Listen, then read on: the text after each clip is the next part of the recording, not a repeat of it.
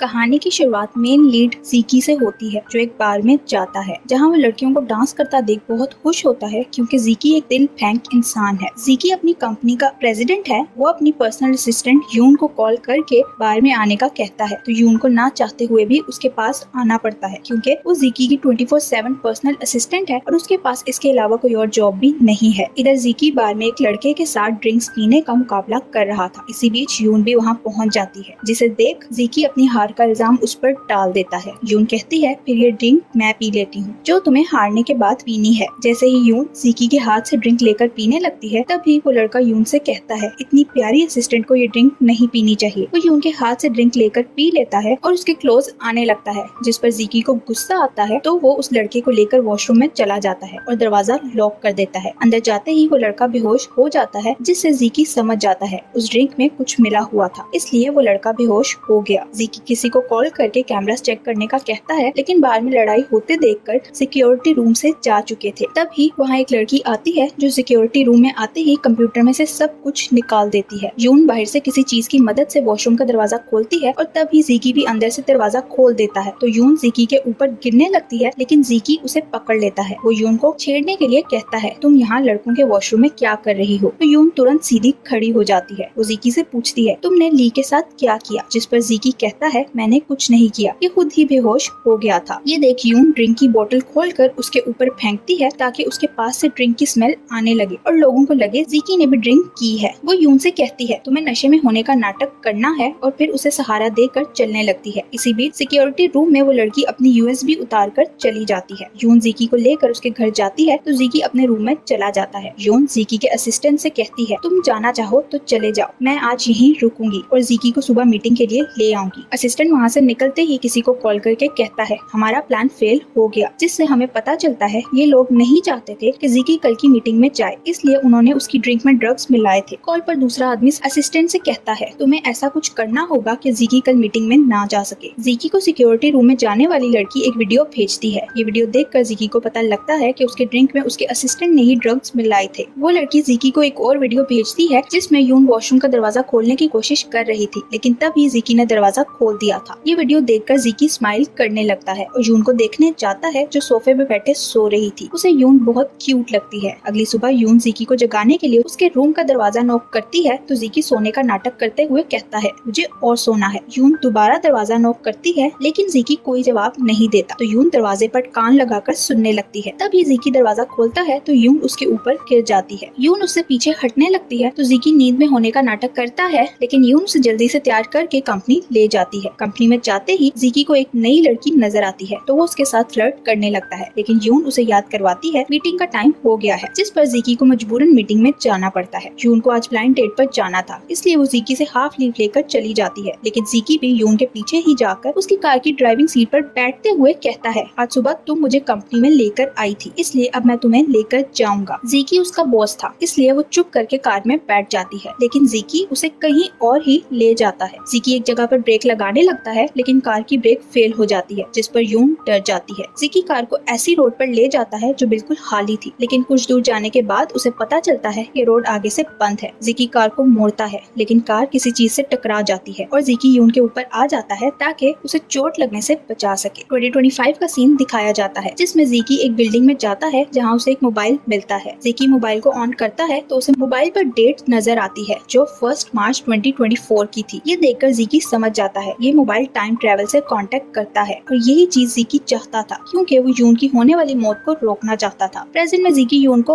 Hospital check करवाने के बाद अपने दोस्त जिंग के साथ यून को घर छोड़ने जाता है क्योंकि उनका छोटा सा एक्सीडेंट हुआ था। यून के जाने के बाद जीकी कहता है, कोई है जो यून को मारना चाहता था, लेकिन वो ये नहीं जानता था कि मैं भी उसके साथ कार में जाने वाला हूँ। जीकी कहता है, मुझे लगता है इसके पीछे जियाओ का हाथ है, जो जीकी का अंकल था। जिंग उसे कहता है, जियाओ जानता है अगर तुम्हें कुछ हुआ तो तुम्हारे सारे शेयर्स चैरिटी में चले जाएंगे। जीकी उसकी बात को इग्नोर करके कहता है, यून अगर मेरे साथ रहेगी तो उसकी जान को खतरा हो सकता है, इसलिए वो मुझसे जितना दूर रहे उतना उसके लिए अच्छा है। यून घर आती है तो अपने मोबाइल देखती है जो एक्सीडेंट के कारण टूट गया था। यून उस मोबाइल को रख कर एक दूसरा मोबाइल निकालती है जो बिल्कुल वैसा मोबाइल था जैसा फ्यूचर वाले जीकी के पास था। यून को याद आता है उसे ये मोबाइल उसके अंकल ने दिया था, जिन्होंने यून से कहा था, मुझे अब यहाँ से जाना होगा, इसलिए मैं तुम्हें ये मोबाइल गिफ्ट देना चाहता हूँ। यून के अंकल जहाँ भी गए थे वहाँ से कभी वापस नहीं आए और ना ही यून ये जानती है कि उसके अंकल ने उसे ये मोबाइल क्यों दिया। अगली सुबह यून सोकर उठती है तो उसे मेल मिलती है जिससे उसे पता चलता है उसे जॉब से निकाल दिया गया है। यून तुरंत तैयार होकर ऑफिस जाती है जहाँ असिस्टेंट उसे रोकने की कोशिश करता है, लेकिन यून सीधा जीकी के ऑफिस में चली जाती है और उससे पूछती है तुमने मुझे किस वजह से जॉब से निकाला है। तो जीकी कहता है कल मैं तुम्हारी वजह से मरते मरते बचा हूँ, इसलिए अब मैं तुम्हें बर्दाश्त नहीं कर सकता। वो यून की तरफ अपना कार्ड फेंक कर कहता है तुम जितने चाहे पैसे ले सकती हो। यून उसका कार्ड उठाकर कहती है मैंने तुम्हारे लिए इतना कुछ किया और तुमने इतनी आसानी से मुझे जॉब से निकाल दिया। लेकिन जीकी उसकी बातें चुप करके सुन रहा था। यून यहाँ से जाने लगती है लेकिन अचानक वो बेहोश होकर गिर जाती है। तो जीकी तुरंत उसके पास जाकर उसे पकड़ लेता है और कहता है ना नाटक क्यों कर रही हो। लेकिन यून वाकई बेहोश हो गई थी। जीकी उसे एम्बुलेंस में हॉस्पिटल भेज देता है लेकिन खुद उसके साथ नहीं जाता। हॉस्पिटल में डॉक्टर जीकी का दोस्त जिंग था। यून को होश आता है तो जिंग उसे बताता है मैं तुम्हारी फैमिली से बात करना चाहता हूँ, जिस पर यून कहती है मेरी कोई फैमिली नहीं। जिंग अपने हाथ में पकड़े एक पेपर को यून से छुपाने की कोशिश करता है लेकिन यून वो पेपर उससे ले लेती है, जो देखने के बाद यून को पता चलता है कि उसे कैंसर है। वो जिंग को वहाँ से भेज देती है और तभी उसे मोबाइल पर एक कॉल आती है जो किसी और की नहीं बल्कि फ्यूचर वाले जीकी की थी। वो यून से कहता है तुम्हें 31 दिसंबर 2024 को जीकी को ढूंढने नहीं जाना है, जिस पर यून उसे कहती है अगर ये कोई प्रैंक कॉल है तो मुझे तंग मत करो। दूसरी तरफ जीकी जियाओ के पास जाता है और उसे कहता है मुझे स्पोर्ट्स कार चाहिए। जियाओ कहता है तुम्हारे घर कार पहुंच जाएगी। बातों बातों में जीकी जियाओ को एक्सीडेंट के बारे में बताता है क्योंकि उसे विश्वास था ये सब जियाओ ने ही करवाया है। जीकी उसे बताता है मैंने एक्सीडेंट की वजह से अपनी असिस्टेंट को जॉब से निकाल दिया है क्योंकि मेरी जान भी जा सकती थी। जियाओ कहता है मीटिंग तक तुम्हें अपनी रक्षा करनी चाहिए क्योंकि उसके बाद सारी कंपनी तुम्हें मिल जाएगी। जीकी उसकी बात को इग्नोर करके वहाँ से चला जाता है तो जियाओ अपने असिस्टेंट से कहता है ये मेरे सामने ड्रामा कर रहा है, जैसे ये जानता ही नहीं कि ये सब कौन करवा रहा है। असिस्टेंट जियाओ से कहता है ऐसा लग रहा है कि उसे वाकई ही कुछ नहीं पता। तो जियाओ को भी जीकी की एक्टिंग पर विश्वास होने लगता है। जीकी ने एक पार्टी रखी थी जहाँ यौन अपने पैसे लेने के लिए पहुँच जाती है। यौन जीकी से पूछती है तुम्हारा वो कार्ड कहाँ है जो तुमने मुझे जॉब से निकालते हुए दिया था, लेकिन जीकी उसकी बात को इग्नोर करके पूल में छलांग लगा देता है। यौन को ना चाहते हुए भी उसे बताना पड़ता है कि मुझे कैंसर है, लेकिन जीकी उसकी बात का विश्वास नहीं करता। वो यौन से कहता है अगर तुम्हें पैसे चाहिए तो तुम्हें ये पूरी ड्रिंक की बोतल पीनी होगी। यौन ड्रिंक पीने लगती है जिस पर पार्टी में सब लोग शॉक्ड हो जाते हैं। यहाँ एक फ्लैशबैक दिखाया जाता है जिसमें जीकी यौन की सीवी में उसकी पिक्चर देखकर समझ गया था ये वही लड़की है जो बचपन में उसके घर के ऊपर वाले पोर्शन में रहती थी। यौन इंटरव्यू के लिए जीकी के पास आती है और अपना नाम बताने लगती है तो जीकी कहता है मैं काफी समय से तुम्हारा ही इंतजार कर रहा था, जिस पर यौन हैरान हो जाती है क्योंकि उसे जीकी याद नहीं था। प्रेजेंट में यौन ड्रिंक की पूरी बोतल खाली कर देती है और जीकी से कहती है अब मुझे मेरे पैसे वापस करो। जीकी मना करता है तो यौन गुस्से में उसे एक थप्पड़ मारती है। वो जीकी को बातें सुनाने लगती है और कहती है तुम जैसे अमीर लोग हम जैसे लोगों की कदर नहीं कर सकते, लेकिन पैसा हमेशा पास नहीं रहता। उसके जाने के बाद जीकी की आंखों में आंसू आ जाते हैं लेकिन वो सबसे छुपाकर स्माइल करने लगता है। जीकी के जाने के बाद उसका असिस्टेंट जियाओ को कॉल करके सब कुछ बताता है तो जियाओ उसे जीकी के पीछे जाने का कहता है। जीकी कार चलाते हुए जिंग को कॉल करके यौन के हॉस्पिटल से निकलने पर गुस्सा हो रहा था, पर अब ये तो जिंग के हाथ में नहीं था क्योंकि उसकी शिफ्ट खत्म हो चुकी थी। जीकी उसे कहता है अब यौन हॉस्पिटल गई होगी इसलिए तुम उसके पास जाओ क्योंकि मैं अभी हॉस्पिटल नहीं जा सकता। वो जिंग को बताता है कोई मेरी कार का पीछा कर रहा है। कॉल बंद करके जीकी कार रोक कर अपने पीछे वाली कार के पास जाता है और अपने असिस्टेंट को कार से बाहर निकाल कर मारने लगता है, लेकिन तभी उसे पता चलता है असिस्टेंट पहले से ही जियाओ के साथ कॉल पे था। जीकी उससे मोबाइल लेकर जियाओ से बात करता है तो वो जीकी से कहता है तुम ये मत समझना, तुमने हर मसले का हल कर लिया है। जियाओ उसे बताता है तुम्हारे डैड का एक्सीडेंट नहीं हुआ था बल्कि उन्हें मरवाया गया था। जीकी उसे कोई भी जवाब दिए बिना मोबाइल अपने असिस्टेंट की कार पर फेंक कर वहाँ से चला जाता है। इधर यौन हॉस्पिटल में बैठी थी जब उसे किसी की कॉल आती है। कॉल पर फिर से फ्यूचर वाला जीकी था। जीकी उसे कहता है अभी तुम हॉस्पिटल में हो और उसे हॉस्पिटल का नाम भी बताता है, जिस पर यौन हैरान होकर पूछती है तुम कौन हो। वो यौन से कहता है तुम्हें कोई बीमारी नहीं बल्कि जिंक से तुम्हारी रिपोर्ट्स किसी और पेशेंट के साथ एक्सचेंज हो गई हैं, तुम्हें जिंक से बात करनी चाहिए। कॉल काट कर यौन जिंक के पास अपनी दोनों रिपोर्ट्स लेकर जाती है और उससे पूछती है तुमने मेरी फेक रिपोर्ट क्यों बनाई। जिंक उसे कोई जवाब नहीं देता तो यौन कहती है मैं जानती हूँ तुम्हें ये सब जीकी ने करने के लिए कहा है ताकि वो मुझे ज्यादा देर तक हॉस्पिटल में रख सके। तभी जिंक को जीकी के मैसेजेस आते हैं कि यौन को हॉस्पिटल में ही रखना, तो वो यौन को भी ये मैसेजेस दिखा देता है। यौन कहती है मुझे अभी डिस्चार्ज करो। जिंक को ना चाहते हुए भी उसे डिस्चार्ज करना पड़ता है। हॉस्पिटल से जाने के बाद यौन एक लॉटरी शॉप पर जाती है और अपने लिए एक लॉटरी लेती है क्योंकि कॉल वाले ने यौन को लॉटरी नंबर भी बताया था। रात को यौन लॉटरी का विनर चेक करती है तो वो ये देखकर शॉक्ड हो जाती है कि विनर वो खुद ही थी। यौन सोचने लगती है वो कॉल करने वाला कौन था। फिर उसे याद आता है उस कॉल करने वाले ने एक जगह का नाम लिया था और योन तुरंत तैयार होकर उस जगह पहुंच जाती है जहां उसे ज़ीकी नजर आता है जिसे ज़ियाओ के आदमी जबरदस्ती गाड़ी में बिठाने की कोशिश कर रहे थे। योन उन लोगों पर स्प्रे करके ज़ीकी को उनसे बचाती है और तभी वहाँ एक लड़की आती है जो ज़ीकी से कहती है, मैं इन लोगों को संभाल लूंगी, तुम यहाँ से जाओ। ज़ीकी योन को लेकर वहाँ से निकल जाता है, लेकिन रास्ते में उसके सामने ज़ियाओ का असिस्टेंट चेन आ जाता है तो ज़ीकी योन को बताता है, ये मेरे डैड का बहुत ट्रस्टेड आदमी है। चेन ज़ियाओ के साथ रहते हुए ज़ीकी के लिए काम करता था। चेन से कुछ बातें करने के बाद वो दोनों योन के घर जाते हैं। योन कहती है, तुम्हें वहाँ नहीं जाना चाहिए था, ज़ियाओ तुम्हें नुकसान पहुँचा सकता था। ज़ीकी कहता है, अगर मैं ना जाता तो वो कुछ ऐसा करता जो मैं बर्दाश्त ना कर पाता। ये सुनकर योन को लगता है ज़ीकी ने जिंग को बचाने के लिए सब किया है। वो गुस्से में उसे कहती है, जिंग तुम्हारे लिए इतना इम्पोर्टेंट है? ज़ीकी सोचता है, मैं इसे कैसे समझाऊं कि मैंने इसे बचाने के लिए ये सब किया था। ज़ीकी कहता है, मैं तुम्हें प्रोटेक्ट करना चाहता था क्योंकि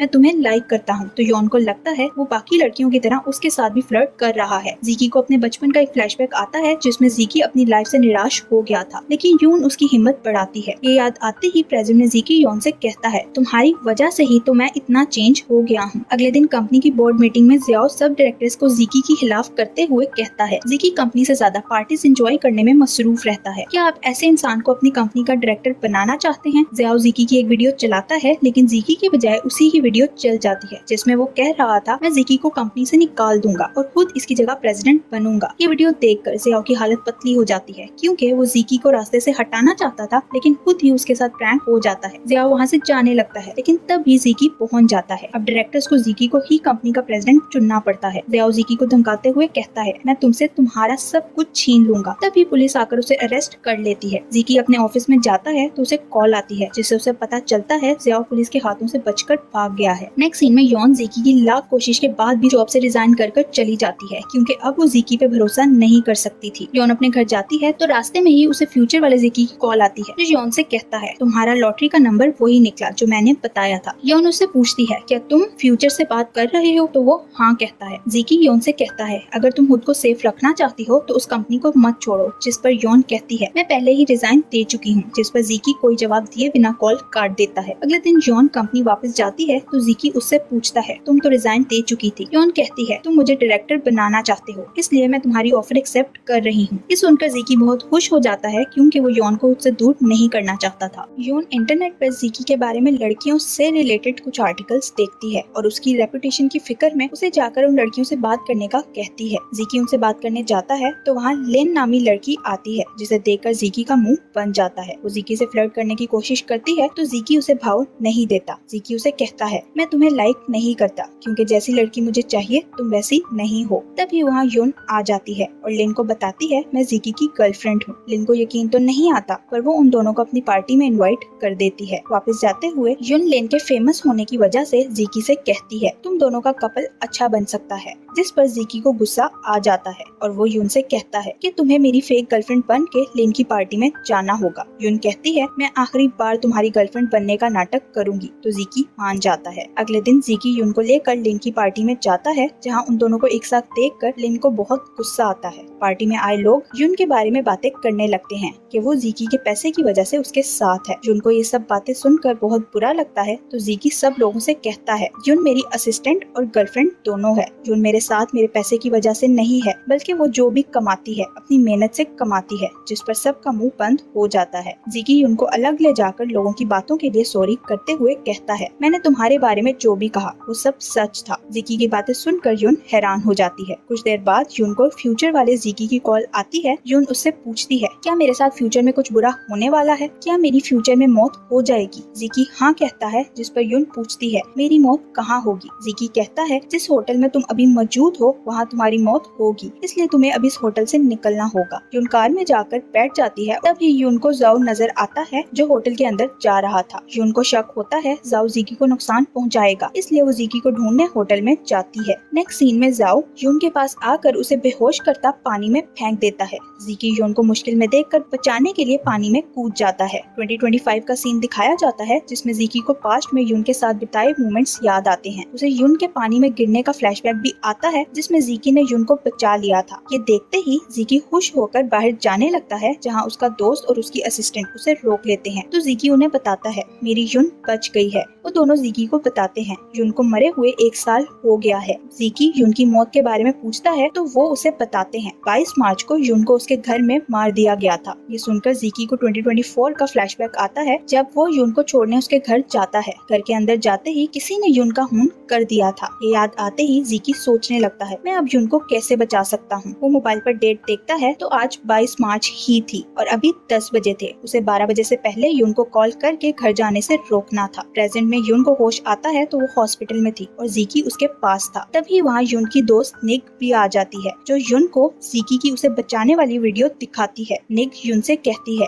अगर तुम्हें होश ना आता तो ज़िकी को कुछ हो जाना था, जिस पर यून शर्माने लगती है। यून ज़िकी को बताती है मैंने वहाँ जाओ को देखा था, इसलिए मुझे शक है उसी ने मुझे बेहोश करके पानी में फेंका है। यून को याद आता है उसका मोबाइल कार में ही रह गया था, इसलिए ज़िकी निक को अपनी कार लेने भेज देता है जो अभी तक होटल की पार्किंग में खड़ी थी। निक बाहर आकर जिंग के साथ कार को लेने जाती है। जिंग जब कार में बैठता है तो उसे मोबाइल की बेल सुनाई देती है। वो कॉल सुनने लगता है तो कॉल पर फ्यूचर वाला ज़िकी जिंग की आवाज पहचान लेता है और उसे कहता है यून की जान को खतरा है, इसलिए तुम्हें उसे बताना चाहिए। इधर ज़िकी यून को हॉस्पिटल से उसके घर छोड़ने जाता है। यून घर के अंदर चली जाती है लेकिन ज़िकी वापस नहीं जाता और यून को आवाज देता है। ज़िकी उससे पूछता है जब तुमने ज़ियाओ को वहाँ देख लिया था तो तुम होटल के अंदर वापस क्यों गई? यून कहती है मुझे तुम्हारी चिंता हो रही थी। ये सुनकर ज़िकी खुश हो जाता है और तभी ज़िकी को जिंग की कॉल आती है जो उसे बताता है यून के मोबाइल पर उसकी दोस्त की कॉल आई थी जो कह रहा था यून की जान खतरे में है। ये सुनते ही ज़िकी को यून के पीछे एक साया नजर आता है तो वो यून को अपनी तरफ खींच लेता है। वो यून से कहता है अब तुम्हें यहाँ नहीं रहना चाहिए।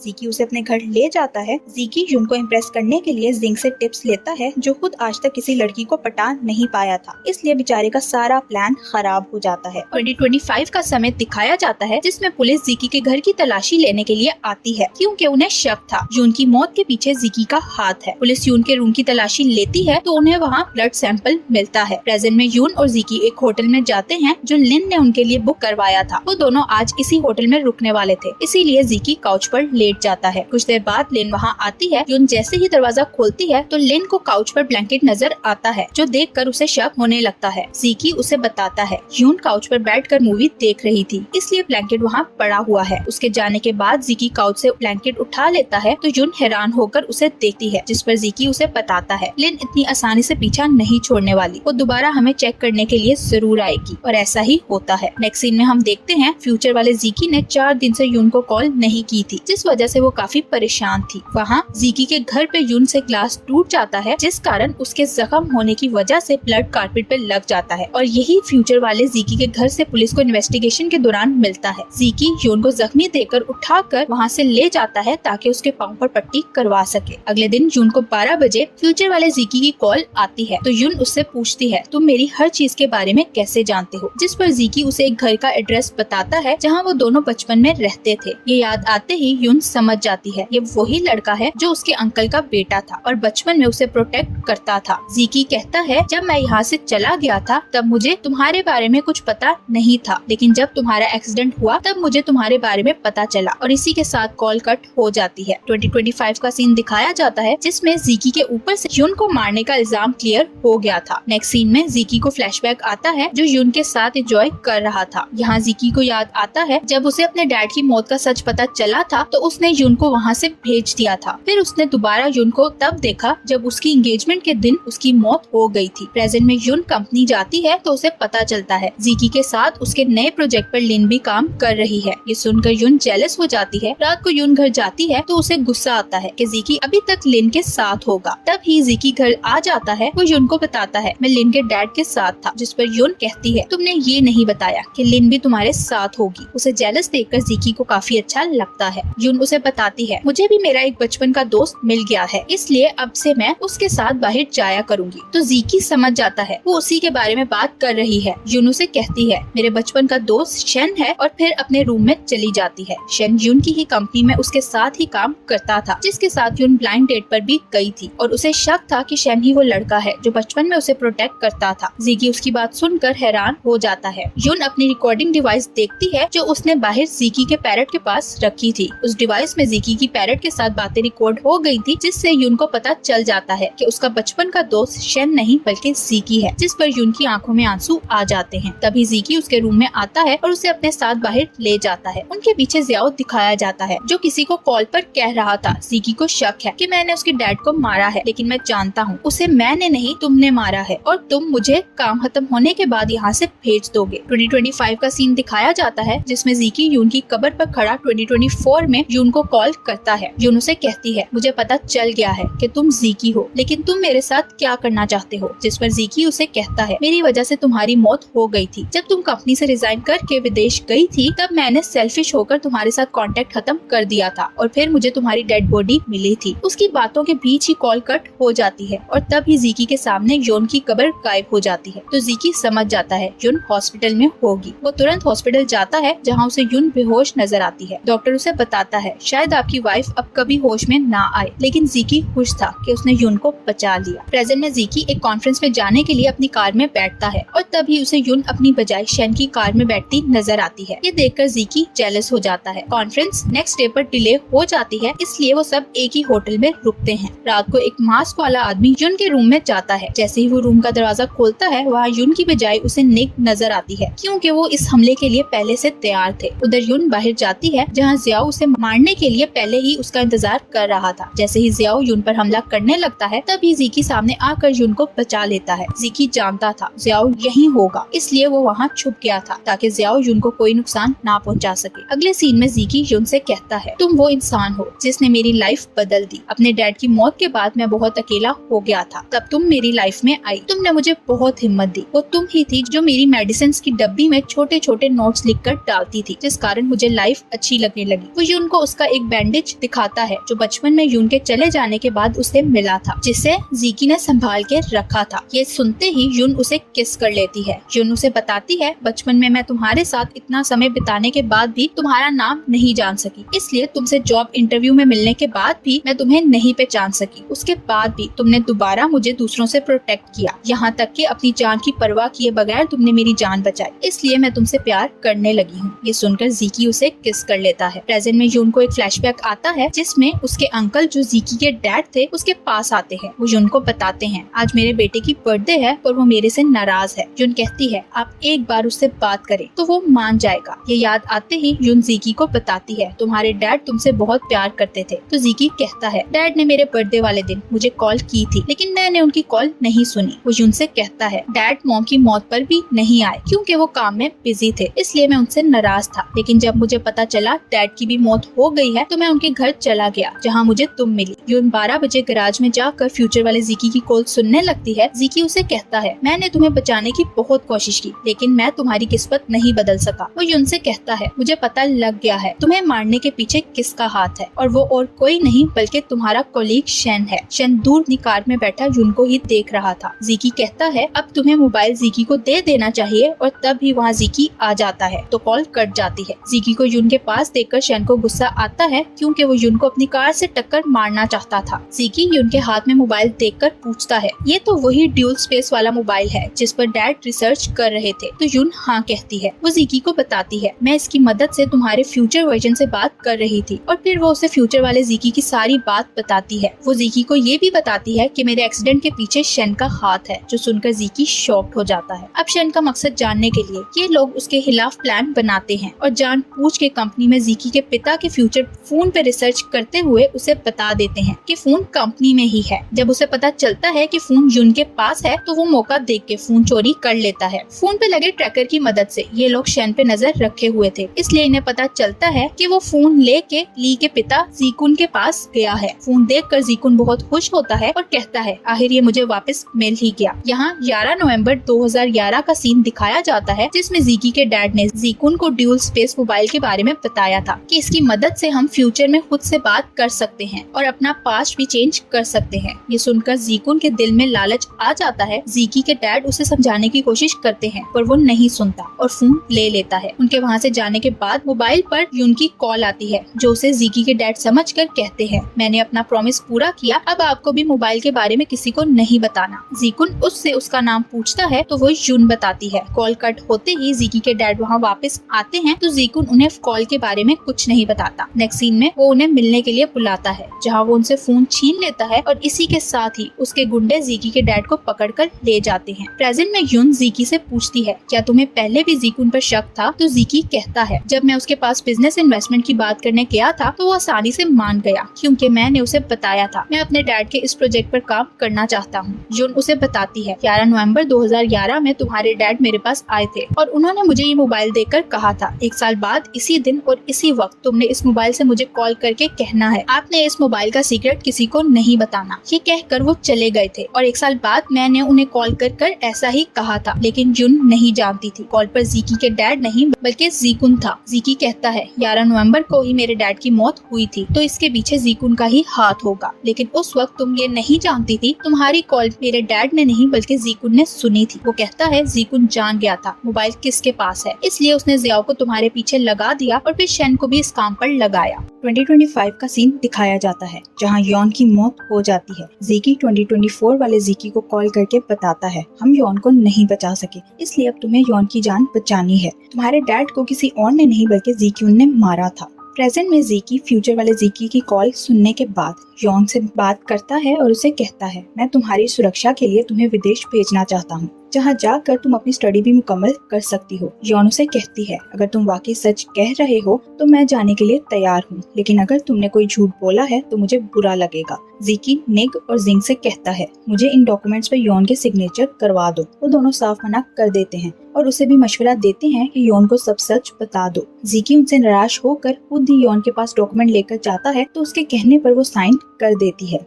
यॉन और जीकी एक बुक स्टोर में जाते हैं जहां उन्हें एक अलग सा फोन बूथ नजर आता है तो वो बुक स्टोर की ऑनर से इस बारे में पूछते हैं, जिस पर उन्हें पता चलता है ये टाइम ट्रेवल पोस्ट कार्ड है जिसकी मदद से अगर आज कोई बात की जाए तो 1 साल बाद जिसे आप वो बात कहना चाहते हैं उस तक पहुंच जाती है। यून जीकी से कहती है हमें भी ट्राई करना चाहिए। पहले जीकी फोन बूथ में जाकर फ्यूचर वाली यून के लिए कॉल रिकॉर्ड करता है। वो यून से सॉरी बोलता है कि मैंने तुम्हें सच नहीं बताया, लेकिन मैंने ये सब तुम्हें बचाने के लिए किया था। जीकी के बाद यून अंदर जाती है और वो जीकी के लिए बहुत सारी बातें रिकॉर्ड करती है। अगले सीन में जिंग यून को छोड़ने एयरपोर्ट जाता है और यून के जाते ही किसी को कॉल करके कहता है हमें अपने प्लान पर काम करना चाहिए। 2025 का सीन दिखाया जाता है जिसमें यॉन को 2024 वाले कोड किए हुए मैसेज मिल जाता है जो पढ़ के वो रोने लगती है। फिर वो जीकी की कब्र पर जाती है जहाँ एक फ्लैशबैक दिखाया जाता है जिसमें जीकी के सर पर किसी ने मार कर उसे बेहोश कर दिया था और फिर उस जगह पर आग लग गई थी। इस फ्लैशबैक के बाद यॉन जीकी की कब्र पर बैठी उसे कहती है हमारी कहानी इस तरह खत्म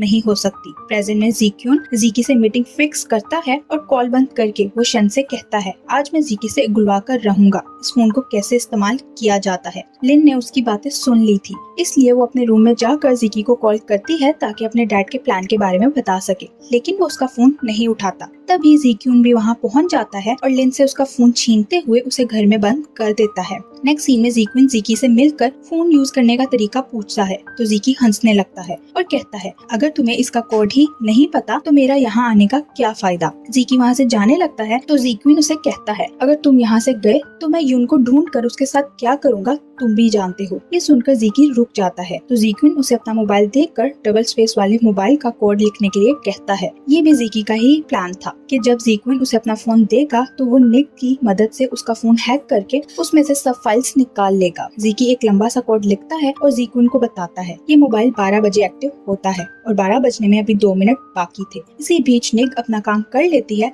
और इससे पहले कि जीक्यून उस मोबाइल से किसी को कॉल करता उसे अपने फोन पर ही कॉल आती है जिससे उसे पता चलता है कि उसके बिजनेस का सारा डाटा लीक हो गया है। पुलिस को भी इस बारे में पता लग गया था और वो उसे अरेस्ट करने आ रही थी। कॉल बंद होते ही जीकी हंसने लगता है जिस पर जीक्यून को गुस्सा आता है और वहाँ लड़ाई होने लगती है। इसी बीच कोई जीकी के सर पर पीछे से डंडा मारता है जिस कारण जीकी वहीं गिरकर बेहोश हो जाता है और जीक्यून जीकी को वहाँ बांध कर चला जाता है। जॉन निक और जिंग के साथ उस बिल्डिंग में पहुंच जाती है। वो जीकी को कॉल करती है तो जीकी थोड़ा सा होश में आकर जॉन को अपनी लोकेशन बताता है। उस जगह पर आग लग चुकी थी जिस कारण जीकी दोबारा बेहोश हो जाता है। जॉन निक और जिंग के साथ वहां पहुंचकर जीकी को निकालने में कामयाब हो जाती है। ठीक होने के बाद जीकी घर वापस आकर यॉन से सॉरी करता है लेकिन यॉन उससे सीधा मुंह बात नहीं करती। जीकी उसे कहता है मैं तुम्हें वोकैबुलरी सिखा देता हूँ ताकि तुम्हें विदेश जाकर मुश्किल ना हो, जिस पर यॉन खुद ही वो डॉक्यूमेंट्स उठाकर पढ़ने लगती है जिस पर जीकी ने उसके साइन करवाए थे।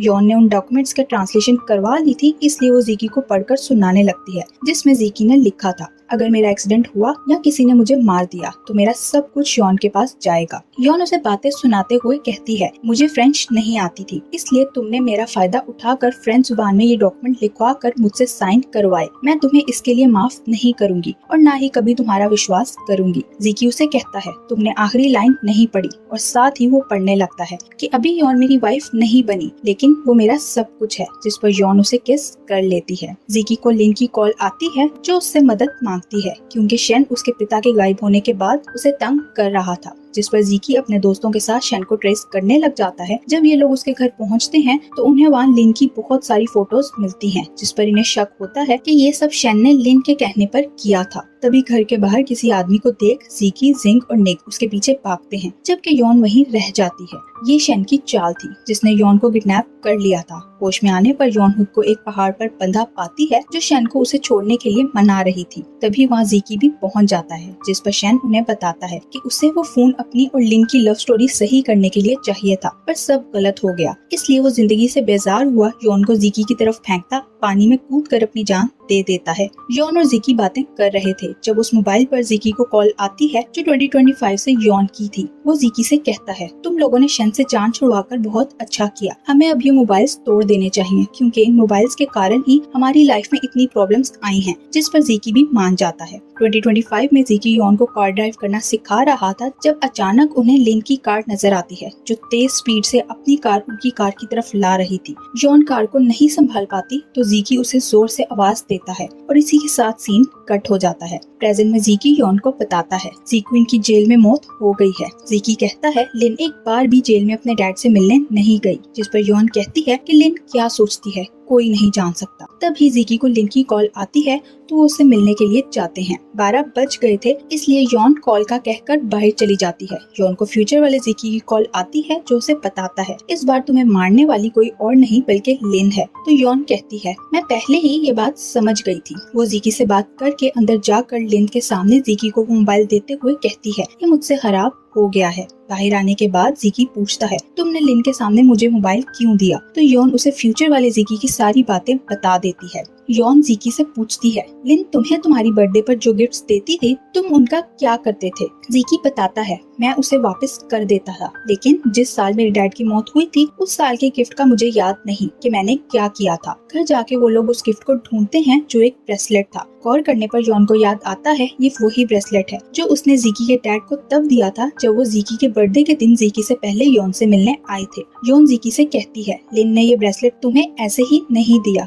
बल्कि इसके पीछे उसका कोई मकसद जरूर है। उसकी बात सुनकर जिंग समझ जाता है उसके डैड की मौत के पीछे ज़िक्विन का नहीं बल्कि लिन का हाथ है। वो एक एक करके ज़िकी के सब प्यारों को उससे दूर करना चाहती थी और अब वो यॉन के पीछे थी। ये सब जान के यॉन और ज़िकी फ्यूचर वाले अपने वर्जन्स के साथ मिलकर लिन को फंसाने की प्लानिंग कर लेते हैं। ज़िकी यॉन को प्रपोज करने वाला था जिसके लिए वो जिंग और निंग के साथ मिलकर एक जगह सिलेक्ट करता है। दूसरी तरफ ज़िकी यॉन को लेने के लिए घर जाता है तो यॉन भागती हुई उसके पास आती है और उसे प्रपोज करते हुए कहती है क्या तुम मुझसे शादी करोगे? तो ज़िकी उसे कहता है मैं जो काम करना चाहता हूँ वो तुम पहले ही कर लेती हो। फिर ज़िकी अपने घुटनों पर बैठकर उसे रिंग देते हुए प्रपोज करता है तो यॉन हाँ कह देती है। अगले दिन यॉन और ज़िकी की शादी थी। लिन वहाँ आती है और ज़िकी से कहती है आज हमारी शादी होने वाली थी। ये सुनकर ज़िकी उससे यॉन के बारे में पूछता है, लेकिन ज़िकी के पास आने से पहले लिन ने यॉन को बेहोश करके रेफ्रिजरेटर में बंद कर दिया था। ज़िकी उसे कहता है तुमने मेरे डैड को मार दिया, जिस पर लिन कहती है तुम तो सब कुछ जानते हो। यहाँ एक फ्लैशबैक दिखाया जाता है जिसमें ज़िकी के डैड ज़िक्विन से बचकर भाग रहे थे जब उन्हें लिन मिल गई। एक सुनसान जगह पर जाकर लिन उनसे फोन खींचने की कोशिश करती है और इसी चक्कर में ज़िकी के डैड की गिरने की वजह से सर पर चोट लगते ही मौत हो जाती है। तभी लिन के डैड उसके पास आते हैं जो लिन को तसल्ली देते हुए कहते हैं तुमने कुछ नहीं किया, मैं तुम्हें विदेश भेज दूंगा। प्रेजेंट में ये सब बताकर लिन ज़िकी से कहती है अगर मैं विदेश ना जाती तो आज ये जगह मेरी होती। दूसरी तरफ यॉन को आकर निक बचा लेती है जिस पर यॉन सोचती है कि प्लान के मुताबिक तो लिन को भी वहाँ से चले जाना चाहिए था। यॉन समझ जाती है लिन यहाँ उसे ही नहीं बल्कि जिंग को भी मारने आई है। ये सोचकर वो तुरंत जिंग के पास जाने के लिए भागती है। इधर लिन ज़िकी से कहती है मैं यहाँ यॉन के साथ तुम्हें भी मारने आई हूँ। ताकि मैं अपना बदला पूरा कर सकूं। अगर तुम मुझे नहीं मिल सकते तो फिर मैं तुम्हें किसी और का भी नहीं होने दूंगी। लिन ड्यूल स्पेस वाले मोबाइल को तोड़ने लगती है, लेकिन ज़ीकी वो उसके हाथ से ले लेता है। लिन चाकू से ज़ीकी पर हमला करने लगती है, लेकिन उसी वक्त यॉन वहाँ पहुँच जाती है और ज़ीकी के आगे आकर उसे बचा लेती है। यॉन उसे कहती है, तुम्हें उस मोबाइल को तोड़ देना चाहिए ताकि हम सुकून से लाइफ जी सके। ये सब देखकर लिन पागलों की तरह हंसने लगती है। 2025 का सीन दिखाया जाता है जिसमें यॉन की उसकी शादी के दिन मौत हो जाती है, जिस पर ज़ीकी बहुत सैड था। फिर ज़ीकी यॉन की कब्र पर जाता है और 2024 वाले यॉन को कॉल करता है, जिसे अभी पास्ट और फ्यूचर वाली बातों के बारे में कुछ नहीं पता था। वो यॉन से कहता है, तुम्हें ज़ीकी को ज़ियाओ के बारे में सब कुछ बताना होगा और उसी घर में मोबाइल भी रखना होगा जहाँ तुम बचपन में रहती थी। यॉन उसकी बात मानकर मोबाइल उस घर में रख देती है और ज़ीकी को भी ज़ियाओ के बारे में एक पार्सल भेजकर इन्फॉर्मेशन देती है। इधर ज़ीकी यॉन की कब्र पर बैठा इन सब मेमोरीज को देख रहा था कि अचानक यॉन की कब्र गायब हो जाती है। ये देखकर ज़ीकी समझ जाता है यॉन अभी जिंदा है, इसलिए वो तुरंत घर जाता है, जहाँ पहुँचते ही घर में पड़ी यॉन की चीजें भी गायब होने लगती हैं। ज़ीकी उसके घर में जाता है, जहाँ उसने यॉन को मोबाइल रखने के लिए कहा था। यॉन ने मोबाइल के साथ ज़ीकी के लिए एक लेटर भी रखा था, जिसमें उसने ज़ीकी को बेस्ट विशेस दी थी और साथ ही लिखा था, मैं तुमसे मिलना चाहती हूँ। ज़ीकी अब इस मोबाइल से पीछा छुड़वाना चाहता था, इसलिए वो इस मोबाइल को समुद्र में फेंक देता है। इस तरह फ्यूचर और पास्ट का कनेक्शन खत्म हो जाता है। ज़ीकी निक से यॉन के बारे में पूछता है तो वो उसे बताती है यॉन चाइना वापस आ चुकी है। वो सीधा यॉन के पास पहुंचता है और उसे एक बॉक्स देता है जो यॉन ने ज़ीकी को गिफ्ट किया था। ये बॉक्स देखकर यॉन समझ जाती है ये वही लड़का है जो बचपन में मुझे प्रोटेक्ट करता था। यॉन उसे बताती है, मुझे तुम्हारे बारे में सपने आते थे जिसमें तुम मुझे बचाने की कोशिश करते थे, लेकिन मुझे उन सपनों की समझ नहीं आती थी। ज़ीकी उसकी बात सुनकर उससे अपना लव कन्फेस करता है और फिर उसे हक कर लेता है और अगले ही सीन में उन दोनों की शादी हो जाती है, जिसके साथ ही इस ड्रामा की हैप्पी एंडिंग भी हो जाती है। Thank you for watching.